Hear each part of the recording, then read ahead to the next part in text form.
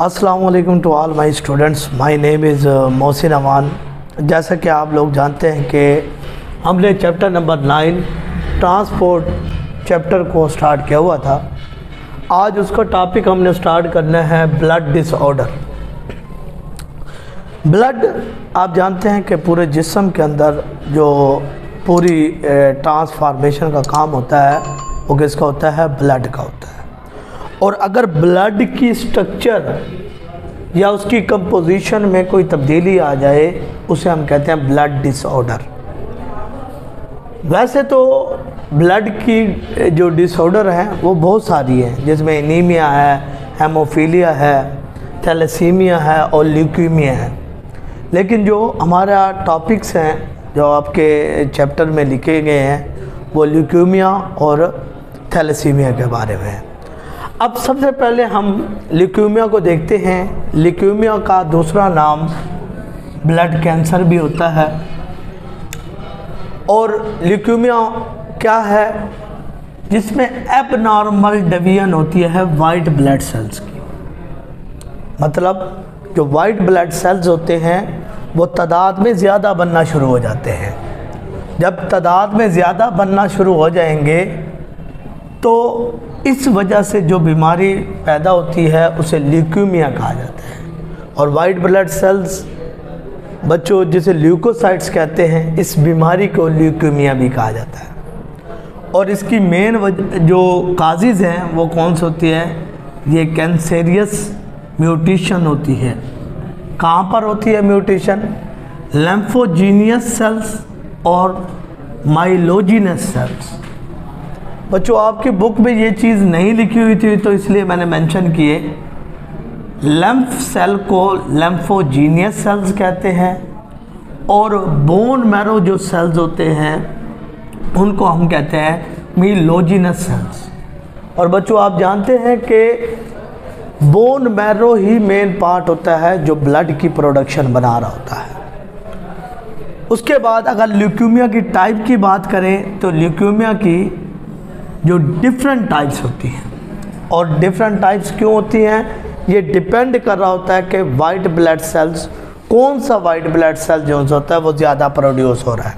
तो इसलिए मैंने लिखा कि ये डिपेंड कर रहा होता है production of white blood cells पर। अब वो कौन कौन सा हमारे पास डिजीज़ हो सकती है? वो न्यूट्रोफिलिक ल्यूकीमिया भी हो सकता है, एसनोफिलिक ल्यूकीमिया भी हो सकता है, बेसोफिलिक ल्यूकीमिया भी हो सकता है और मोनोसाइटिक ल्यूमीनिया भी हो सकता है। क्योंकि मैंने अभी बताया कि ये डिपेंड कर रहा होता है वाइट ब्लड सेल्स की प्रोडक्शन के ऊपर। उसके बाद अगर इसकी डायग्नोसिस की बात करें तो ल्यूकीमिया सीरियस डिजीज़ है।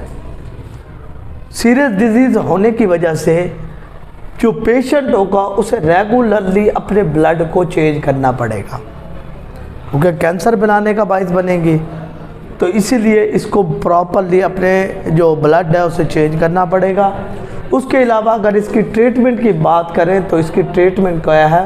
बोन मैरो ट्रांसप्लांट है। तो आप जानते हैं कि बोन मैरो ट्रांसप्लांट जो होता है वो बहुत एक्सपेंसिव है। और एक्सपेंसिव होने की वजह से जो है तो सिर्फ एक वाहिदी ट्रीटमेंट का हल है, वो है बोन मैरो ट्रांसप्लांट है। नेक्स्ट अगर हम नेक्स्ट इसकी डिसऑर्डर की बात करें तो थैलेसीमिया है। थैलेसीमिया लिटन वर्ड थैलेसिया जिसे सी कहते हैं और हीम ब्लड को कहते हैं। हीमेटोलॉजी ब्लड की स्टडी को कहते हैं। इस तरीके से हीम को ब्लड कहा जाता है। थैलेसीमिया का दूसरा नाम होता है कोले एनीमिया। कोले एनीमिया क्यों? क्योंकि कोले एक साइंटिस्ट था, थॉमस बी कोले, जो अमेरिकन फिजिशियन था, उसने इसको डिस्कवर किया। इसको हमने थैलेसीमिया कहते हैं। थैलेसीमिया में क्या होता है? थैलेसीमिया में ये होता है कि जो रेड ब्लड सेल्स होते हैं उनकी अगर जो प्रोडक्शन है वो ज़्यादा होना शुरू हो जाए, एबनॉर्मल कंडीशन होना शुरू हो जाए, तो इस डिज़ीज़ को हम क्या कहते हैं? थैलेसीमिया कहते हैं। थैलेसीमिया एक जेनेटिक प्रॉब्लम भी हो सकता है, हो नहीं सकता बल्कि ये जेनेटिक प्रॉब्लम है। ये वालिदैन से बच्चों में करैक्टरिस्टिक का मुंतकिल होने की वजह से फैलती है। और इसमें म्यूटेशन होती है किसकी? हीमोग्लोबिन की। हीमोग्लोबिन का बच्चों मेन काम होता है ऑक्सीजन को कैरी करना।